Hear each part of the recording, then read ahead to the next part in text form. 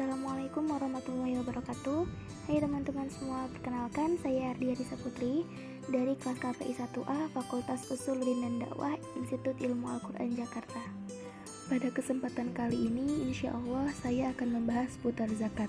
Sebelumnya, video ini saya buat untuk memenuhi tugas ujian akhir semester saya pada mata kuliah fikih.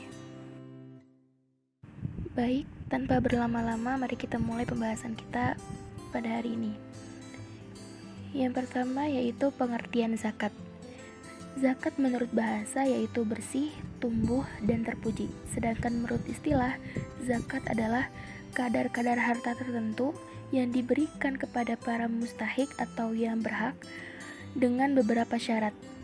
Zakat juga dimaksudkan untuk mendekatkan diri kita kepada Allah serta untuk membersihkan diri seseorang dengan hartanya. Yang kedua yaitu dasar hukum zakat. Dasar hukum zakat dari Al-Quran terdapat dalam surat Al-Baqarah ayat 43 yang berbunyi wa aqimus sholata wa atuz zakata warka'u ma'al raki'in, yang artinya dan dirikanlah sholat, tunaikanlah zakat, dan rukulah berserta orang-orang yang ruku. Sedangkan dari hadis diriwayatkan oleh Al-Bukhari dan Muslim yang berbunyi yubanniyal islamu ala khamsin syahadati an la ilaha illallah wa anna muhammadar rasulullah wa aqimus salata wa itaiz zakata wa sawmi ramadhana wa hajjil baiti, yang artinya Islam dibangun atas 5 hal: bersaksi bahwa tiada ilahi atau Tuhan yang patut disembah selain Allah, dan Muhammad adalah utusan Allah, mengerjakan sholat, membayar zakat, berpuasa di bulan Ramadan, dan menunaikan haji ke Baitullah. Hadis riwayat Al-Bukhari dan Muslim.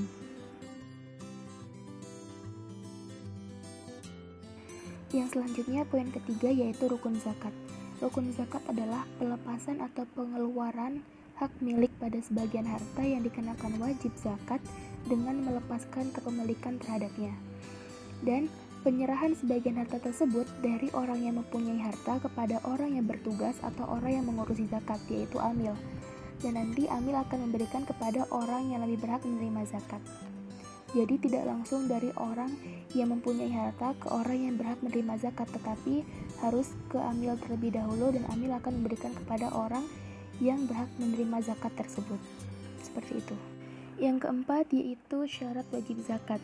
Di sini ada beberapa syarat wajib zakat. Yang pertama Islam, yang kedua merdeka, yang ketiga berakal, yang keempat harta yang dikeluarkan adalah harta yang wajib dizakati, yang kelima adalah harta yang dizakati adalah milik penuh, yang keenam harta yang dizakati telah mencapai nisab atau kadar takaran minimal wajib zakat, yang ketujuh yaitu kepemilikan harta telah mencapai haul atau sampai 1 tahun, yang kedelapan yaitu harta tersebut bukan termasuk harta hasil hutang, dan yang kesembilan yaitu harta yang akan dizakati melebihi kebutuhan pokok. Selanjutnya adalah poin yang kelima yaitu poin syarat sah zakat. Di sini syarat sah zakat ada 2, yaitu yang pertama niat dan yang kedua tamlik.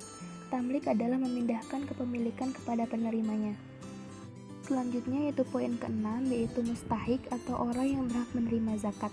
Di sini ada beberapa orang yang berhak menerima zakat. Yang pertama yaitu orang fakir. Orang fakir adalah orang yang tidak memiliki harta untuk menunjang kebutuhan sehari-hari atau kebutuhan dasarnya. Yang kedua yaitu orang miskin. Orang miskin adalah orang yang harta atau penghasilannya tidak mencukupi bagi kebutuhan dasarnya untuk kehidupannya sendiri maupun keluarganya. Yang ketiga yaitu amil. Amil adalah orang yang ditunjuk oleh pemerintah yang sah untuk mengurus zakat, baik mengumpulkan, memelihara, dan membagi, serta petugas lain yang ada hubungannya dengan pengurus zakat. Yang keempat yaitu mu'alaf. Mu'alaf adalah orang yang baru masuk Islam dan memerlukan masa pemantapan dalam agama barunya itu, dan untuk itu ia memerlukan dana. Yang kelima yaitu garim. Garim adalah orang-orang yang dililit oleh hutang dan tidak dapat melepaskan dirinya dari jeratan hutang itu kecuali dengan bantuan dari orang luar. Yang keenam yaitu sabilillah. Sabilillah adalah orang yang berada di jalan Allah, maksudnya dalam keperluan menegakkan agama Allah, baik dalam waktu perang atau dalam hal yang termasuk dalam jalan Allah dan butuh biaya untuk perang tersebut, maka itu mereka mendapatkan hak untuk mendapatkan zakat. Dan yang ketujuh yaitu Ibnu Sabil. Ibnu Sabil adalah orang-orang yang berada dalam perjalanan bukan untuk tujuan maksiat, yang kehabisan biaya dan perjalanannya tidak mampu meneruskannya kecuali dengan bantuan dari luar.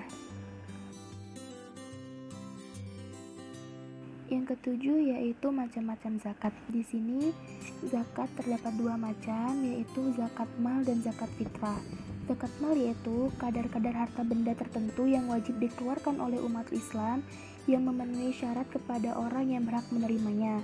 Yang kedua yaitu zakat fitrah. Zakat fitrah adalah zakat yang wajib dikeluarkan oleh umat Islam, baik laki-laki maupun perempuan, besar atau kecil, merdeka atau budak, tua atau muda, pada awal bulan Ramadan sampai menjelang Idul Fitri, berupa makanan pokok yang mengenyangkan, itu sebanyak 3,2 liter atau 2,5 kg.